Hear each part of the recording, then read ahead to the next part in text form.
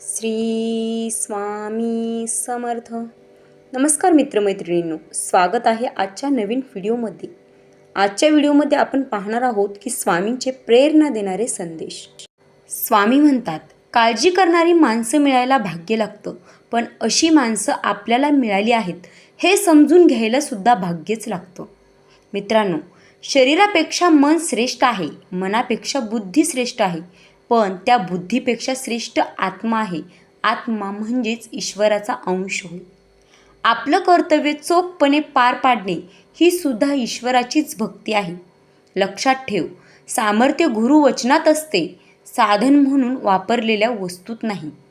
आम्हाला माहीत आहे तू विद्वान आहेस, पण नुसती विद्वत्ता उपयोगी येत नाही. त्याचबरोबर श्रद्धा आणि विश्वास पण पाहिजे. ज्याच्यात हे असतं त्याचं हृदय निर्मळ असतं. अशा निर्मळ हृदयातच ईश्वर विसाव्यासाठी येतो. स्वामी म्हणतात, समाधानी राहा, सुख मिळेल. भक्ती करा, मुक्ती मिळेल. ध्यान करा, ज्ञान मिळेल. प्रार्थना करा, प्रगती होईल. मीपणा सोडा, मोठे व्हाल. सहाय्य करा, सोबती मिळेल. दान करा, धन मिळेल. त्याग करा, आत्मानंद मिळेल. श्रम करा, सुख मिळेल.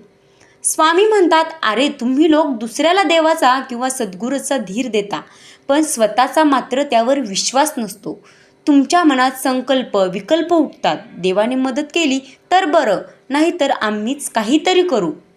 पण लहान मुलांच्या बाबतीत असं नसतं. त्यांना आमच्यावर ठामपणे विश्वास असतो.